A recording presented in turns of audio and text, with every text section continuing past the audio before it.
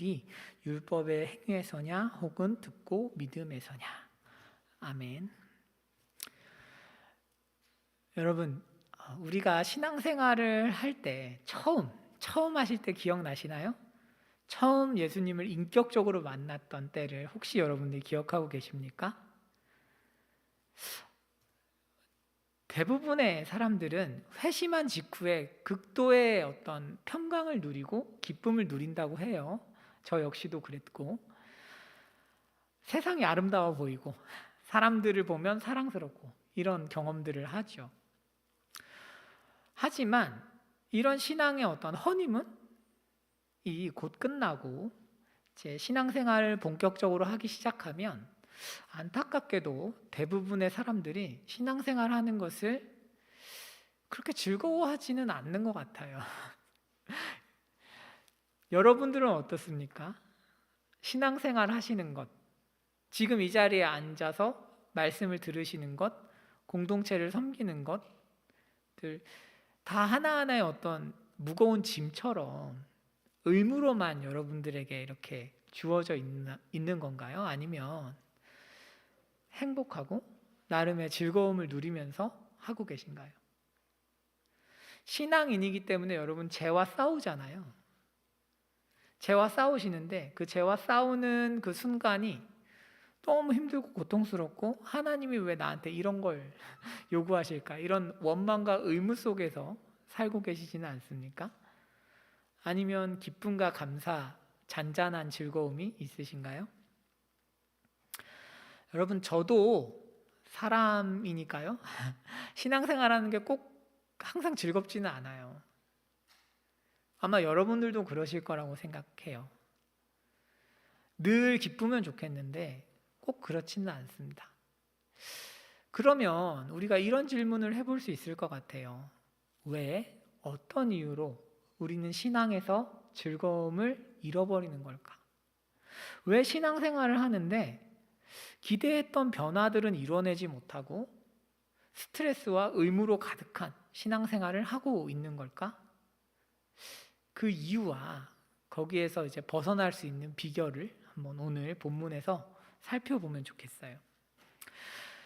여러분, 갈라디아서 1장, 2장은 바울이 자신의 연대기를 늘어놓은 자신의 연대기를 말하면서 내가 예루살렘 사도들에게서 복음을 배우지 않았어 라고 이야기를 한, 논증을 한 대목입니다. 1, 2장은 지금 사람들이 나한테 사도들에게서 복음을 배웠다고 하는데 나 그런 적 없어, 하나님에게서 직접 복음을 받은 거야 라고 이야기를 쭉 한 거예요. 1, 2장에서 이제 3장부터는 무엇을 하냐 하면요, 너희들의 경험과 성도들에게 경험상 내가 전한 복음이 참이잖아, 이것과 성경을 통해서 내가 전한 복음이 참이다 라는 것을 논증해 갑니다. 우리가 오늘은 이제 3장 1절에서 5절을 보시면서 경험상 하나님의 복음을 정말 갈라디아 성도들에게 바울이 전했구나 라는 것을 살펴볼 수 있을 것 같아요. 자, 본문 봅시다. 1절. 어리석도다 갈라디아 사람들아, 예수 그리스도께서 십자가에 못 박히신 것이 너희 눈앞에 밝히 보이거늘 누가 너희를 꾀더냐, 이렇게 이야기를 하고 있어요. 여러분, 여기에서 어리석도다 갈라디아 사람들아 라고 부르고 있습니다. 원래 바울은 성도들에게 사람들아 이렇게 부르지 않아요. 형제들아 이렇게 부르죠. 아델포이 이렇게 부르는데 여기선 다른 단어를 사용하고 있습니다. 왜일까요? 조금 중립적인 단어를 써서 질책하려는 거죠. 그러니까 바울은 지금 같은 서신서에서 애정을 표현하기도 하고 질책하기도 하고 있습니다. 여러분, 누군가 여러분들을 향해서 질책하는 게 참 거슬릴 수 있어요. 사람이 싫은 소리 듣는 걸 좋아하는 사람은 어디에도 없습니다. 저도 별로 안 좋아하거든요. 하지만 여러분, 누군가 여러분을 정말 사랑한다면, 누군가 여러분들을 정말 하나님의 사랑으로 섬기고 있다면 반드시 드러내놓고 책망하기도 할 거예요. 우리는 그래서는 안 되겠어요. 뭐 질책하면 이제 소인배처럼 굴면 안 되겠습니다. 그러니까 질책하면 나 싫어하네, 미워하네, 나 공격하네 이렇게 가면 이제 성도로서 사실 성장하기가 굉장히 어려운 거죠. 왜냐하면 우리가 완전하지 않으니까요. 완전하지 않으니까. 여러분 잠언에 숨은 사랑보다 이렇게 대놓고 책망하는 게 낫다 이렇게 쓰기도 해요. 그래서 여러분들 신앙생활 하시면서 이 공동체 생활을 오래 했는데 아무도 나에게 나의 잘못을 지적해 준 적이 없다면 그 공동체에 뭔가 문제가 있는 거죠. 그거 역시도 슬픈 일입니다. 용납받지 못하는 것만큼이나 슬픈 일이죠. 여러분 우리 공동체가 좀 이렇게 서로 잘 권면하고 애정을 가지고 잘 권면하고 잘 받아들이는 좀 이렇게 속이 넓은 공동체가 되면 좋겠어요. 우리가 서로 연약한데 어떻게 지적을 안 하고 같이 가겠어요? 그렇죠? 그래서 우리가 하나님을 향해서 하나님을 닮아가려는 하나의 목적을 가지고 서로 이렇게 품고 지적하고 사랑하고 이렇게 하면 좋겠어요. 여러분, 지금 바울이 갈라디아 사람들에게 뭘 질책하려고 하는 거냐면 예수님께서 십자가에 못 박히신 것이 너희 눈앞에 밝히 보이지 않아? 라고 이야기를 하는 거예요. 여러분 이것은 갈라디아 사람들 눈에는 막 예수님이 십자가에 못 박히신 게 정말 이미지화해서 보였다는 의미가 아니에요. 그런 신비한 거 아니에요. 그게 아니고 직역을 하면 예수님께서 십자가에 못 박히신 것이 너희가 충분히 납득할 수 있을 정도로 공적으로 객관적으로 내가 증명했잖아 이 얘기예요.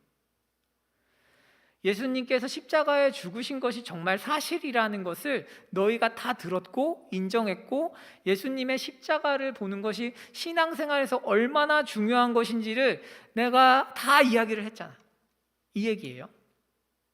그런데 지금 너희는 누가 너희를 꿰어서 십자가를 보고 있지 않아 이 얘기를 하고 있는 거죠. 십자가를 보고 있지 않아. 여러분 지금 갈라디아 교회에 거짓 교사들이 와서 이렇게 이야기를 했어요. 믿음만으로 구원을 받는 게 아니야. 행위도 필요해. 바른 행위로 구원을 받는 거야 라고 추가한 거예요. 좋아, 믿음도 있어야 되고 행위도 있어야 돼 라고 이야기했어요. 그때 이후로 구원을 소유한 사람이 없어지는 거예요. 여러분 믿음만으로 구원을 받은 사람은 구원을 소유한 사람입니다. 여러분들이 지금 예수님의 십자가를 믿고 있다면, 믿으셨다면 구원을 소유한 사람으로서 사는 거예요. 구원을 얻기 위해서 살지 않아요. 난 구원받은지 모르니까 열심히 해봐야겠다 이런 개념이 전혀 아니란 말이죠. 하지만 이 사람들이 행위를 덧붙임으로써 여러분 행위가 더해지면 어떻게 될까요? 누구도 자기 행위를 보면서 이 정도면 충분해 라고 말할 수 없죠. 그렇기 때문에 구원을 소유하지 못합니다. 구원을 소유하지 못하니까 구원을 얻기 위해서 점점 더 뭐에 집중하겠어요? 자기의 행위에 집중하는 거예요. 예수님의 십자가가 점점 중요해지지 않는 거죠. 여러분 신앙생활은 예수님의 십자가를 깊이 묵상하는 삶입니다. 여러분 앞에 보세요. 여러분 깨어나세요. 병사들. 자, 십자가는 두 가지 큰 의미를 가지고 있어요. 꼭 이거는 기억하셔야 돼요. 첫 번째, 나는 예수님이 십자가에 못 박혀 죽으실 만큼 악한 인간이다라는 거예요. 그러니까 여러분들은 여러분들을 어떻게 생각하십니까? 나쁘다고 생각하세요? 아니면 나 정도면 괜찮다고 생각하세요? 십자가가 가르쳐주는 게 뭐죠? 하나님은 인간을 이렇게 본다는 거예요. 하나님은 내가 저지른 죄악, 나라는 사람이 지불해야 될 죄값을 하나님의 아들이라고 생각하세요. 가장 권위 있는 하나님께서 인간의 악함을 십자가로 증명하신 거예요. 이만큼 악해. 여러분 그러니까 여러분 생각보다 훨씬 악해요. 우리는 우리 생각보다 훨씬 나쁜 놈들이에요. 이걸 알아야 이걸 깨달아야만 지극히 공격적인 사람 앞에서도 올바르게 반응할 수 있어요. 제가 가끔 여러분들하고 대화를 하거나 다른 사람들하고 대화를 하다 보면 너무 디펜시브하다 이런 느낌을 주시는 분들이 계세요. 너무 자기를 보호하는데 무슨 말만 하면 죽이려고 하고 이런 분들이 가끔 계세요. 너무 자기 변명이 많은 스타일. 피곤하죠. 왜 그럴까요? 자기가 괜찮은 줄 알아서 그래요. 여러분, 우리 괜찮지 않아요. 예수님을 떠나서 우리는 엄청 악한 인간이에요. 제가 신대원 1학년 때 만났던 우리 반장형이 있는데 그냥 좀 정신적으로 안 좋으세요. 그래서 신학을 하다가 중간에 이제 쉬셨는데 1년에 한 번 정도씩 저한테 문자를 하세요. 그 내용이 뭐 욕설이에요, 욕설. 그냥 랜덤하게 보내는 거예요, 욕설 그냥. 며칠 전에 왔거든요. 되게 이제 심각한 욕설이 한 번 왔어요. 근데 이제 제가 그걸 보고 무슨 생각했냐면 사실 이제 정신적으로 안 좋으신 분이니까 화를 낼 수도 없고 심각한 것도 아니죠. 그걸 보면서 그런 거예요. 뭐 이제 넌 살인마고 막 있어요. 근데 작년엔 도둑질했다 그러더니 올해는 이제 살인했다 하시는데 보면서 근데 뭐 맞는 말이라고 생각했어요. 그러니까 하나님 앞에서 여러분 사실 우리가 더 나쁜 인간이죠. 그러니까 남이 뭔가 이렇게 얘기를 한다고 해서 뭐 아니야 뭐 이렇게 증명할 필요는 없어요. 하나님 보시기에 보면 악하니까. 여러분, 또 하나는 십자가가 가르쳐주는 또 하나의 진리는 내가 굉장히 귀한 사람이라는 거예요. 하나님 보시기에 나라는 사람은 얼마나 귀하냐 하면 하나님의 아들이 십자가에서 죽을 정도로 귀한 존재라는 거죠. 그러니까 이 두 가지. 여러분들은 여러분 나름대로 자기 자신을 생각하시겠죠? 바라보실 거예요. 우리는 나 귀한 사람인가? 나의 가치는 뭐지? 여러 가지 생각하시겠지만 여러분, 우리 생각에 무슨 권위가 있습니까? 사실. 여러분, 내가 나를 어떻게 보는 게 뭐가 그렇게 중요합니까? 사실. 하나님이 나를 어떻게 보시는지가 제일 중요하죠. 하나님이 나를 어떻게 보십니까? 아주 귀하게 보신다고요. 하나님의 아들, 그 값만큼 우리를 귀하게 보십니다. 그러니까 이 두 가지를 같이 우리는 품고 사는 거예요. 하나님의 아들이 죽으셔야 할 만큼 악하지만 또한 하나님의 아들이 죽으실 만큼 귀한 사람이라는 이 상반된 정체성을 가지고 있기 때문에 겸손하지만 당당한, 겸손하지만 구걸하지 않는 그런 정체성을 가지고 사는 거죠. 여러분, 이렇게 십자가에 집중하는 삶은 굉장히 중요한 순환에 하나 들어가게 되는데 여러분, 이게 정말 중요합니다. 잘 보세요. 여러분, 죄의 유혹을 받을 때 한번 다음 넘겨주시면 은혜 아래 거하는 삶인데 죄의 유혹을 당하시죠, 여러분? 당하시죠? 그래서 유혹 받으실 때 어떻게 생각하셔야 돼요? 십자가에서 죽으신 예수님을 생각하면서 인내하셔야죠. 뭔가 사람을 미워하고 용서하기 싫어요. 그럴 때 어떻게 해요? 십자가를 생각하는 거죠. 내가 이렇게 사람을 미워하는 것 때문에 예수님이 십자가에 매달리셨다 라는 걸 생각하는 거예요. 그리고 용서하기 위해서 투쟁하고 인내하는 거죠. 내가 돈의 노예가 돼서 하나님께 시간을 쓰기 싫을 때 십자가를 생각하는 거죠. 예수님께서 나를 위해서 이렇게까지 하셨는데 내가 돈의 노예로서 사는 게 맞나? 라고 인내하는 거죠. 죄의 유혹 앞에서 우리가 십자가를 생각하면 어떤 결과가 나오냐 하면 자, 다음 보실게요. 그렇다고 해도 우리가 항상 이기냐? 아니죠. 그래도 넘어갈 수 있다 이거죠. 우리의 의지 박약으로 넘어가요. 넘어가면 그때 우리 뭐예요? 십자가를 생각하는 거죠. 이 죄 때문에 예수님이 죽으셨구나. 내가 지은 죄 때문에. 하지만 난 용서받았다. 나는 정죄당하지 않는다. 여전히 나는 하나님의 사랑받는 자녀다. 라고 생각하고 은혜 아래 거하는 삶에 계속 있는 거죠. 또 하나, 죄의 유혹에 넘어가지 않고 이긴 경우가 있겠죠. 이긴 경우에는 어떻게 될까요? 이긴 경우에는 십자가를 생각하고 감사하겠죠. 하나님께 영광이겠죠. 그러니까 여러분, 십자가를 생각하면서 죄와 투쟁하는 이 순환이 굉장히 중요하죠. 사람들은 그냥 죄랑 싸우는 자체가 중요하다고 이야기하는 경우가 많아요. 물론 중요한데 은혜 아래에서 싸우는 게 굉장히 중요합니다. 왜냐하면 다음 한번 보실까요? 다음 보시면 이제 율법 아래 거하는 삶은 이런 거죠. 죄에 유혹당하면 내 의지로 싸우고 있는 거죠. 내가 의지를 써서 싸웁니다. 이 죄는 나쁜 거니까 죄 지으면 안 돼. 이런 식이죠. 돈 아깝지만 죄 지으면 안 돼. 이런 식으로 생각을 하는 거예요. 참으려고 해요. 그런데 넘어가면 어떻게 될까요? 이때 넘어가면 정죄 당하죠. 나는 못난 사람이구나. 자책하죠. 자책합니다. 나 별거 아니네. 자책합니다. 또 하나, 죄의 유혹을 이기면 어떻게 될까요? 이기면 교만해지죠. 자기의가 생기죠. 이런 거예요. 나 오늘 왜 이렇게 좀 야한 게 보고 싶냐? 근데 참았어. 이겨요. 그러면 음욕의 죄는 이겼는데 뭐가 생겨요? 교만함의 죄가 생기는 거죠. 이해 가실까요? 말하자면 여러분, 우리가 어디에 집중하느냐가 굉장히 중요한 거예요.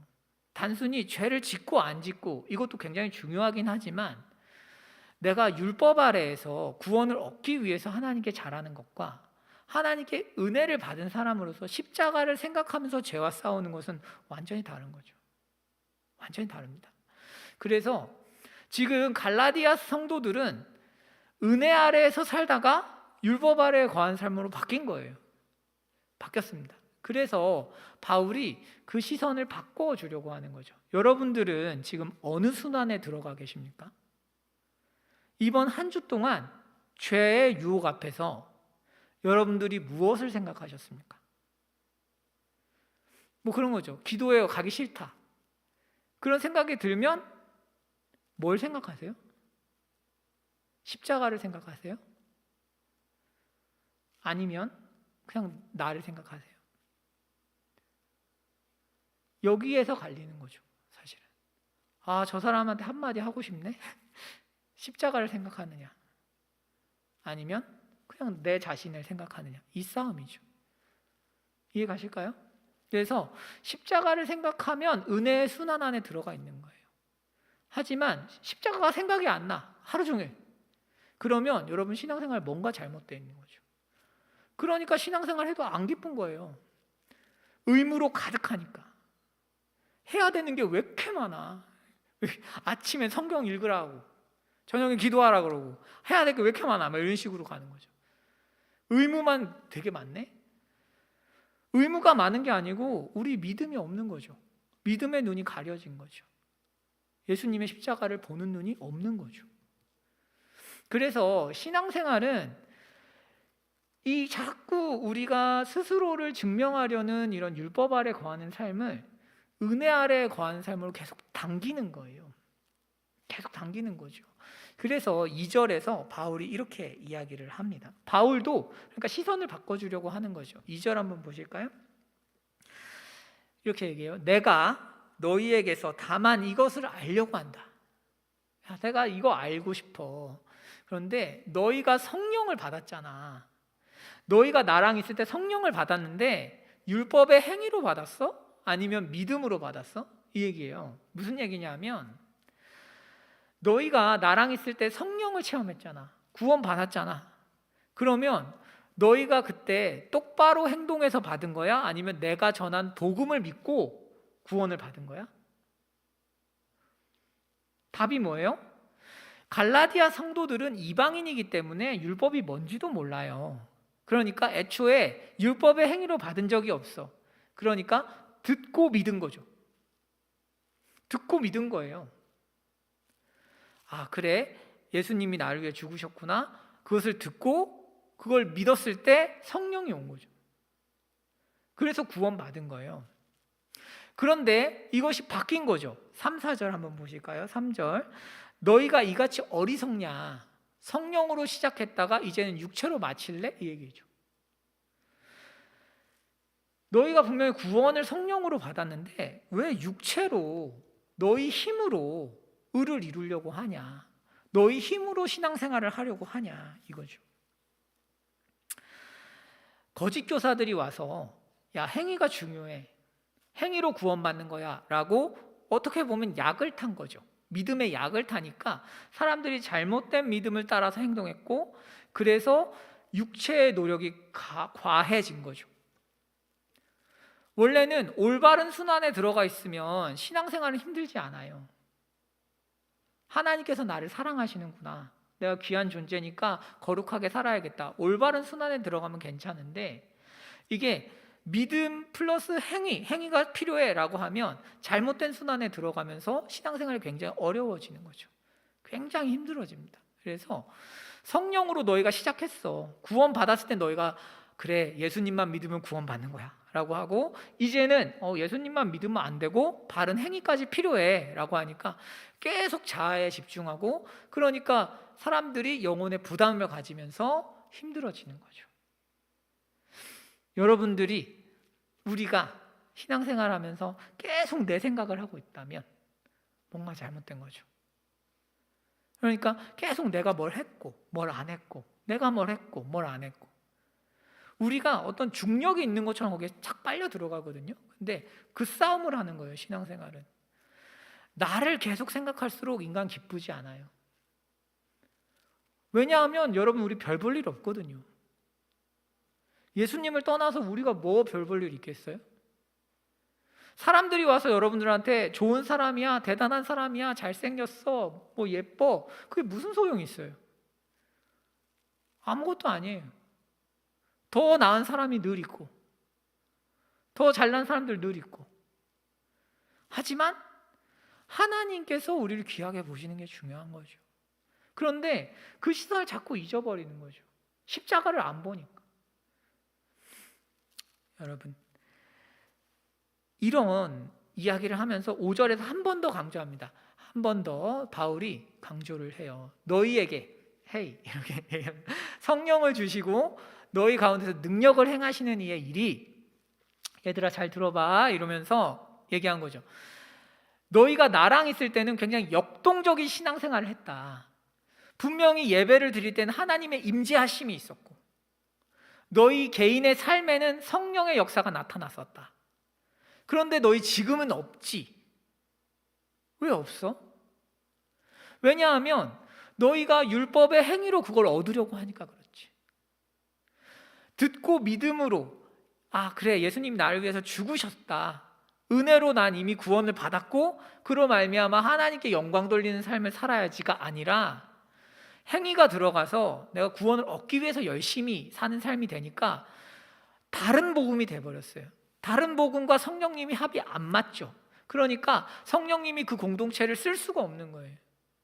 그러니까 여기에서 얘기하는 게 뭐냐면, 너희 가운데서 능력을 행하시는 이의 일이 너희 지금 없지 이 얘기예요. 굉장히 중요해요. 신앙생활을 하시면서 아무 일이 없고 기적이 일어나지 않는 게 당연한 게 아니에요. 하나님의 역사가 계속 시시때때로 우리 삶을 계속 도와주고 이끌어가는 게 정상이에요. 그런데 그게 아니라 대부분의 성도님들이 어떻게 생각하냐면, 마치 도덕법을 지키는 것처럼 신앙생활을 해요. 그래 교회에서 이거 하지 말랬으니까 안 해야지, 성실히 하랬으니까 해야지, 이런 식으로 생각하고 하나님의 역사가 전혀 없는데 그 믿음이 잘못됐다고 생각 안 해요. 그냥 아 그래 내가 광야 생활인가 봐, 광야에 놓은 적이 없어요 하나님은. 근데 혼자 광야에 가 있는 거죠. 잘못 믿고 있는 거예요. 단순히 내가 지금 구원받았다는 사실 위에서 움직이지 않기 때문에, 십자가 위에서 움직이지 않기 때문에 하나님의 성령이 일할 수 있는 조건이 아닌 거예요. 성령께서 일하시려면 내가 구원받았음을 믿어야 돼요.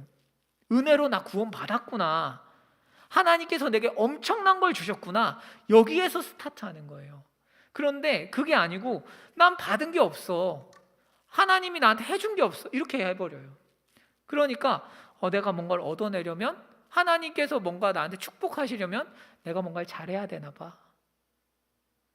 그러니까 성령님이랑 합이 안 맞아요. 아까 순환에서 보셔서 알지만 율법 속에 들어가면 여러분들은 어차피 정죄함이나 교만함밖에 가질 수 있는 게 없고 별다른 좋은 열매를 맺을 수 없어요. 겸손해지지 않습니다. 여러분, 문제는 사람은 성령에서 시작해서 육체로 마치는 신앙생활을 늘 한다는 거예요. 제가 오늘 여러분들에게 설교를 시작할 때 이렇게 말씀드렸어요. 왜 우리가 기쁨이 사라질까? 신앙생활을 하면서.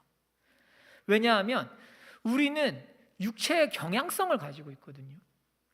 율법을 주면 지켜서 의롭고 싶은 마음이 인간에게 있기 때문에 그래요. 자, 다음 봅시다. 이스라엘 역사를 보면 늘 이 사건이 일어나요. 이스라엘 역사가 어떠냐면 성령으로 시작해서 육체로 마치는 게 이스라엘의 역사예요. 한번 다음 보실까요? 출애굽기 20장 2절 3절인데 이렇게 돼 있죠. 출애굽기 20장은 여러분 외우세요. 십계명 주시는 장이에요. 20장 쉽잖아요, 그죠? 20장이니까 십계명 주시는 장이다 이렇게 외우세요. 여기 보시면 1계명이 뭐냐면 너는 나 외에는 다른 신들을 내게 두지 말라예요. 그렇죠?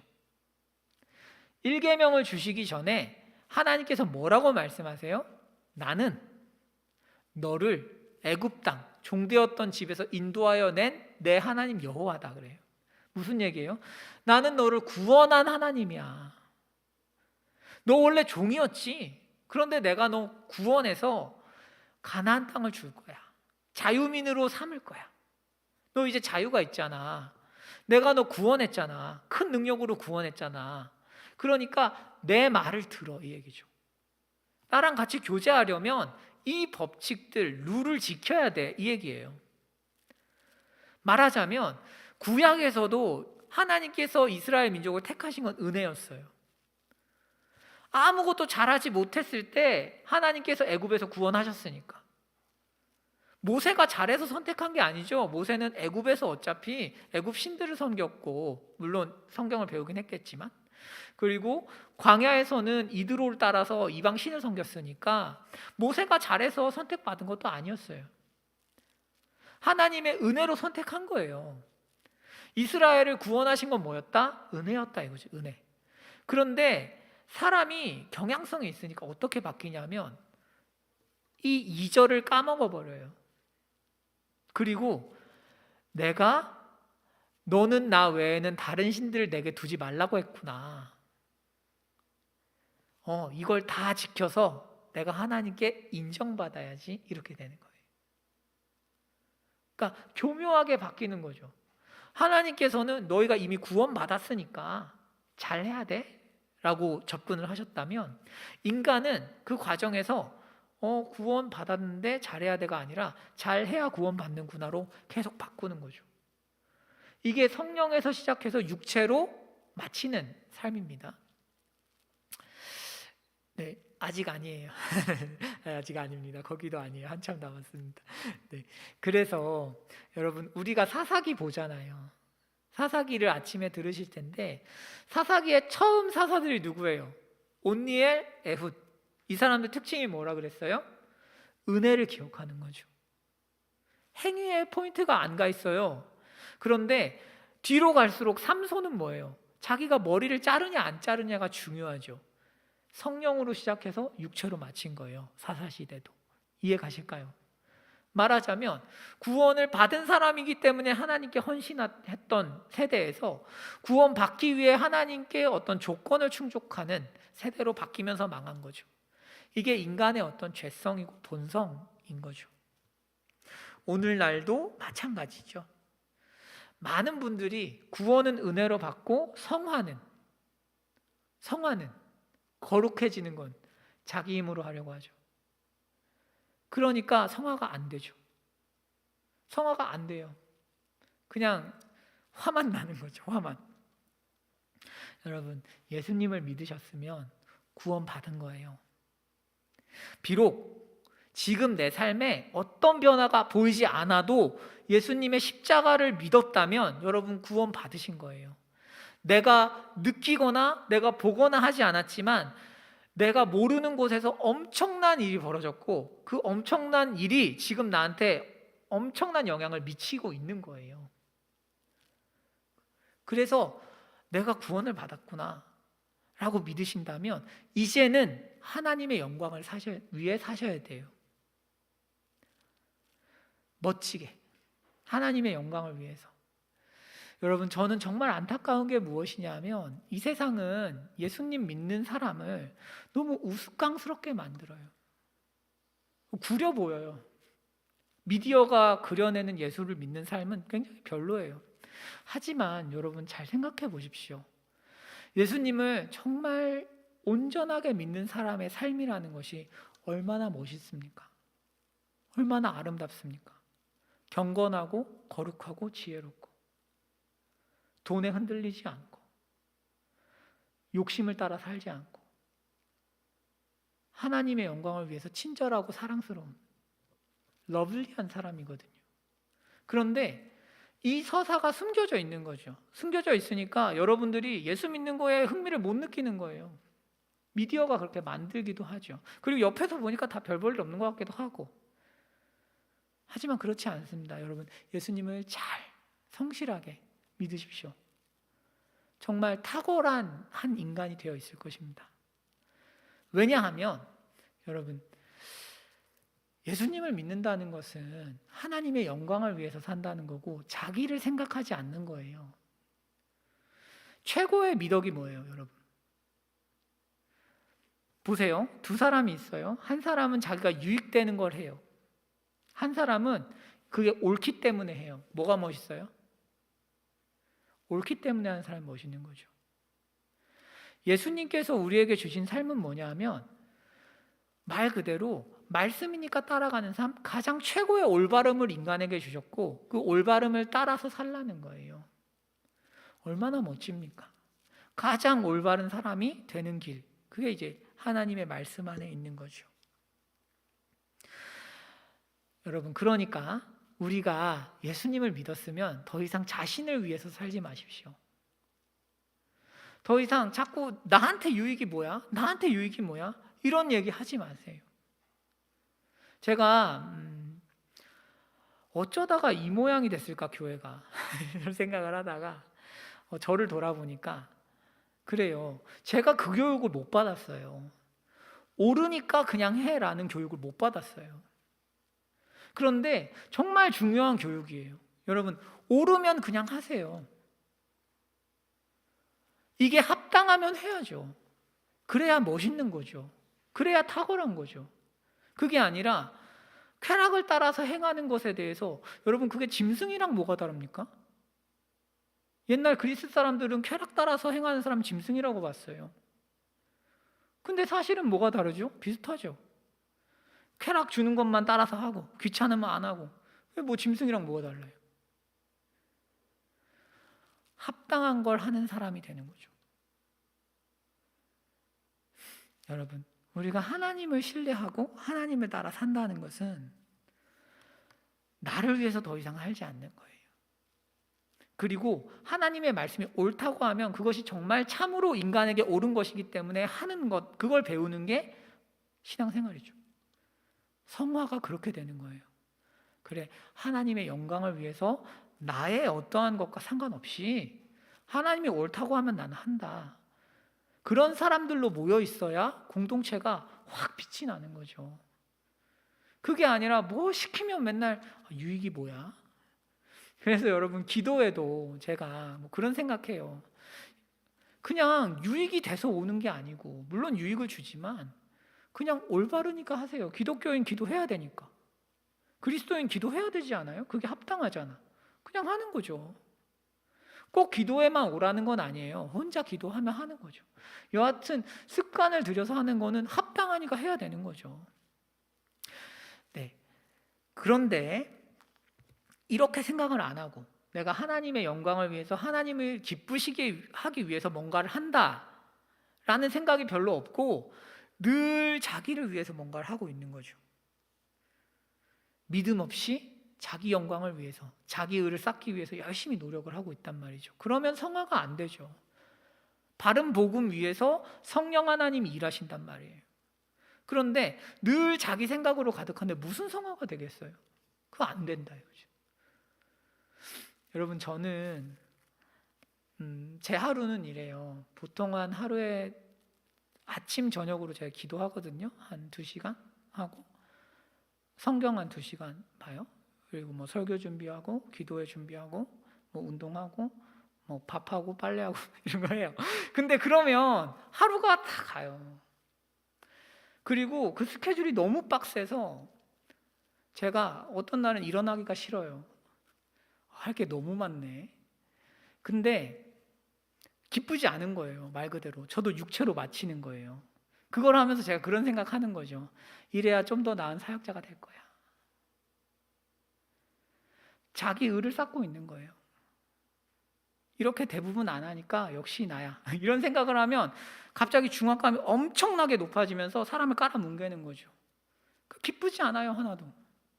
하지만 하나님의 영광을 위해서 하나님이 써주시니 얼마나 고맙냐. 나 같은 인간을 불러가지고 라고 생각하면 놀랍게도 할만해요. 여전히 힘들어요. 하기 싫죠. 인간이 뭐 기도하고 싶겠어요?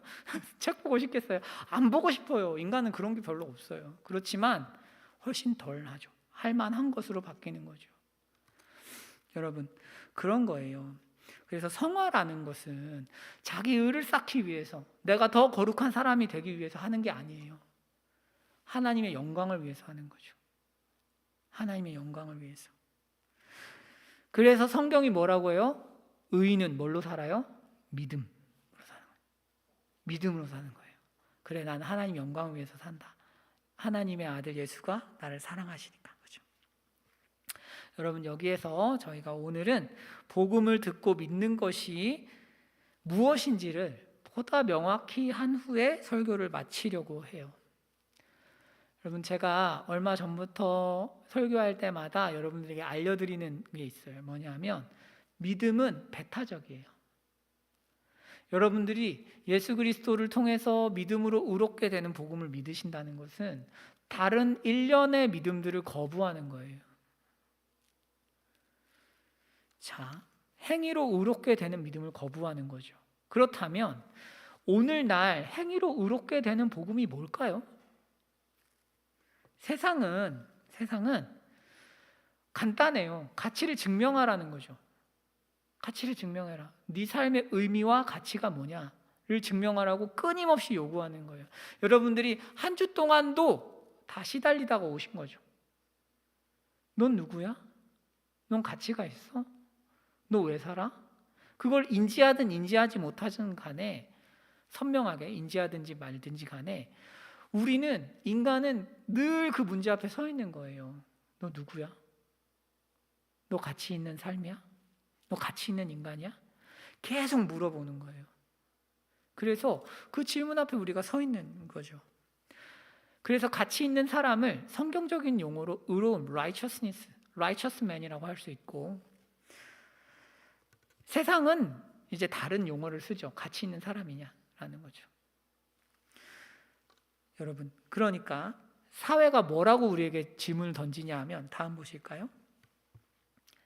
사회가 우리에게 질문하는 것은, 죄송합니다. 다음인 것 같아요. 네, 당신의 가치를 증명하세요. 이게 행위로 의롭게 되라는 거예요. 너의 외모, 직장, 가정, 집안, 경제력, 학벌, 모든 것들 가운데서 넌 어느 정도야? 이거죠. 이런 기준들 중에 어떤 것들은 굉장히 나한테 와닿기 때문에 내 삶을 지배하는 거죠. 지배하고 그 안에서 율법에 종속된 삶을 살듯이 사는 거예요, 인간이. 누구나 스스로 어떤 기준을 충족해야만 가치 있는 사람이라고 생각하고 그 기준을 충족하기 위해서 애쓰는 거죠. 혜원이가 아무 걱정 없이 앉아있는 것 같지만 혜원이도 원하는 학점이 있는 거죠. 이 학점을 받아야 그래, 난 가치 있는 사람이야. 이런 식으로 대학생들은 생각하기도 하죠. 여러분, 왜냐하면 우리는 누구도 자기 인생이 초라한 걸 견딜 수 없기 때문에 그래요. 다른 사람이 와서 야, 너 진짜 구려. 너 별로야 하면 견딜 수가 없는 게 인간이에요.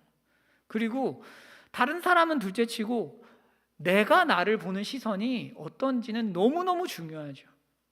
내가 나를 볼 때 가치가 없어 보이면 이건 미치는 거죠. 못 사는 거예요. 현대인들이 왜 우울증에 많이 걸릴까요? 사실은 이 시대의 고유한 질병이에요. 옛날에는 그렇게 우울증이 많지 않았어요. 왜 그렇게 많을까요? 계속 비교하면서 내 삶은 가치가 없다고 생각하니까요. 자아를 계속 너무 괴롭히니까. 난 가치 없네. 다른 사람들은 인스타 보고 뭐 이것저것 보면 잘 사는 것 같은데 나 혼자만 우울하네. 그러니까 자기를 너무 괴롭히는 거죠. 여러분, 그래서 인간은 복음을 모르면 자기를 증명하기 위해서 정말 최선을 다해서 살게 돼 있어요. 내가 누군 줄 알아? 나 꽤 괜찮은 사람이야. 다양하게 나타나죠. 그게 누군가는 외모를 엄청 꾸미는 걸로 나타날 수 있어요. 요새는 이제 루키즘이라 그러죠. 그거를 외모지상주의를. 그래서 엄청 몸매도 가꾸고 운동도 하고, 요새 형제들도 힘들죠? 이거 좀 꾸민다고 쉽지 않은 시대가 왔어요. 그렇게 하는 거예요. 왜? 나 같이 있어야 되니까. 그게 인간의 본질이죠. 복음을 떠난 인간의 본질. 자, 앞구절 한 번만 보여주실까요? 창세기 3장 4절. 여러분, 성경은 뭐라고 하냐면 이게 뱀이 에덴에서 하와를 유혹할 때 했던 말이에요. 너희가 그것을 먹는 날에는 너희 눈이 밝아질 거야. 그리고 하나님처럼 될 거야. 너가 하나님처럼 되는 거. 하나님처럼 되고 싶은 거. 여러분, 율법을 지켜서 뭔가 행위를 잘 해서 사회적인 기준을 충족해서 내가 하나님처럼 멋진 사람인 것을 증명하고자 하는 것. 이게 인간이라는 거예요. 이 유혹이 엄청나게 큰 거예요, 인간한테. 왜냐하면 우리는 다 자기의 중독자거든요. 다 자기 잘난 맛에 살거든요. self-righteousness라고 하는데 자기의 중독이에요, 인간은. 그래서 내가 좋은 사람이어야 되는 거예요. 중독자죠. 이 자기 증명의 문제를 교회로 끌고 들어오면 율법주의자가 되는 거죠. 이해 가실까요? 그래서 세상에서는 성공을 쫓고 교회에서는 종교적인 의무를 다 하면서 성실하게 사는 것, 이게 어쩌면 혹시 자기 증명 문제를 해결하지 못하고 내가 꽤 괜찮은 사람인 걸 증명하기 위해서 애쓰고 있다면 뭐냐면 이 상태인 거예요. 지금 하와의 상태인 거죠.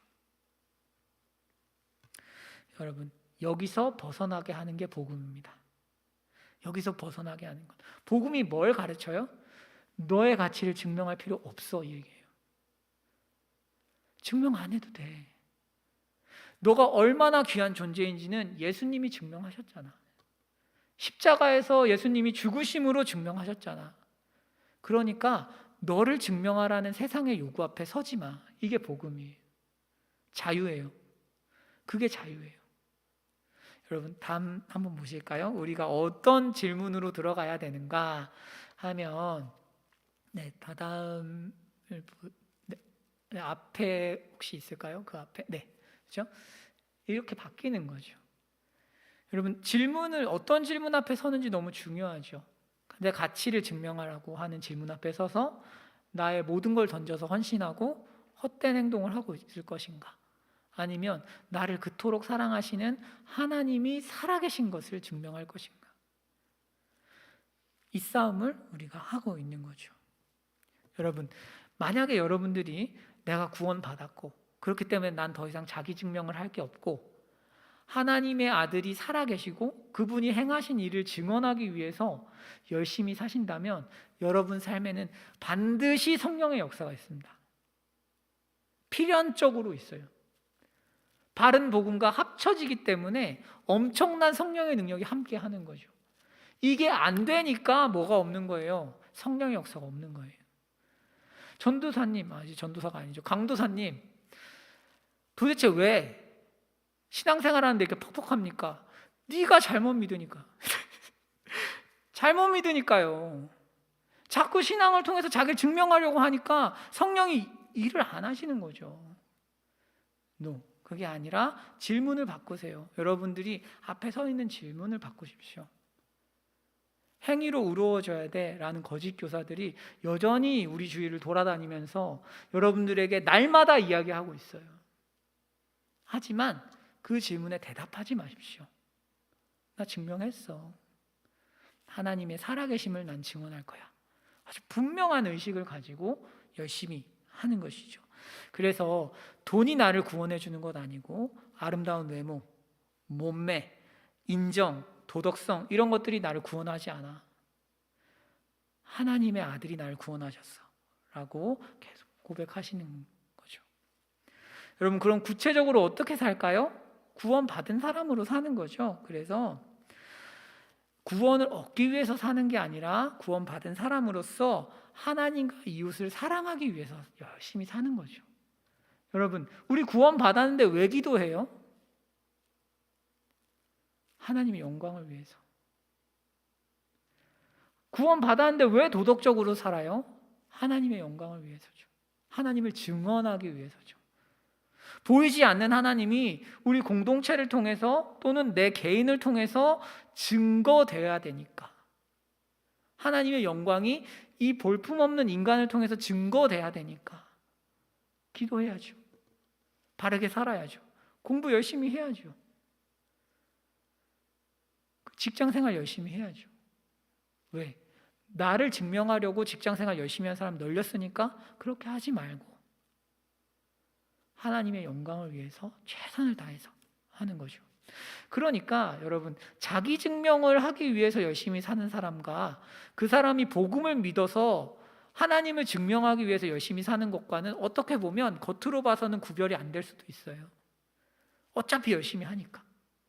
하지만 그 동기가 엄청나게 달라지는 거죠.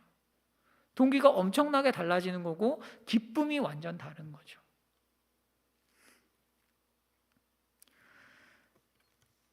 여러분, 그 가운데에서 우리가 뭐가 더 생길까요? 구원의 확신이죠. 구원의 확신. 여러분, 구원 받았는지 안 받았는지를 어떻게 알아요? 우리가 믿음으로 의롭게 되는 복음을 듣고 믿음 구원 받았는데 그거를 실제로 삶에서 어떻게 확증을 받냐고요. 성령님께서 일하시는 걸 보면 내가 구원 받았구나, 이게 확실해지겠죠. 여러분들이 수십 년 동안 예수님을 믿으면서 혹시 나 구원 받았는지 모르겠어 라고 생각하신다면 순종을 안 해서 그래요. 아니, 성령님이 일을 안 하시니까 이론적으로만 존재하는 거죠. 하지만 여러분, 구원 받은 사람으로서 하나님의 영광을 위해서 살면 성령님이 일하시니까 구원의 확신이 강해집니다. 여러분, 우리 역시 이 수준을 유지하는 거예요. 나 구원 받았구나. 이 수준을 계속 유지하십시오. 나는 하나님의 영광을 위해 산다. 이것을 계속 유지하십시오. 그래야 성령님과 동행할 수 있습니다.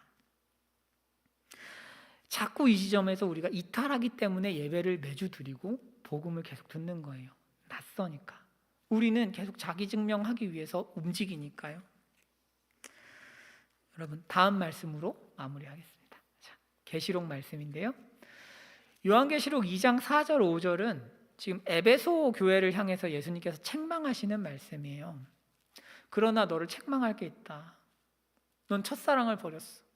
회개해라. 이렇게 말씀하시는데, 여러분, 에베소 교회가 어떤 교회냐면 다음과 같은 교회예요. 겉으로는 정말 좋은 교회예요. 자, 2절 3절 한번 보여주시면 이렇게 되어 있습니다. 네 행위와, 행위도 좋아요. 수고도 좋아. 인내도 있어요. 악한 자들 용납도 안 해. 정의로워요. 그리고 거짓된 것을 드러낼 정도로 아주 지혜로워요. 그리고 게으르지 않아요. 성실해요. 완벽한 교회죠. 에베소 교회는. 이것만 보면 완벽한데 예수님께서 화를 내고 계세요. 질책하고 계세요. 왜? 자기 증명을 위해서 움직이고 있기 때문에 그래요. 에베소 교회는 하나님의 영광을 위해서 움직이지 않아요. 첫사랑을 버렸다는 게 그런 의미예요. 믿음으로 의롭게 된 복음을 넌 지금 붙들고 있지 않아. 너는 니네 교회가 얼마나 좋은지를, 얼마나 훌륭한 조직인지를 증명하기 위해서 열심히 하고 있을 뿐이야 라고 예수님께서 질책하시는 거죠. 너 지금 누구를 증명하고 있어? 이 얘기예요. 여러분, 이 구절과 데살로니가 교회를 향해 주신 구절을 비교하면 굉장히 선명해지거든요. 마지막입니다. 한번 보실게요.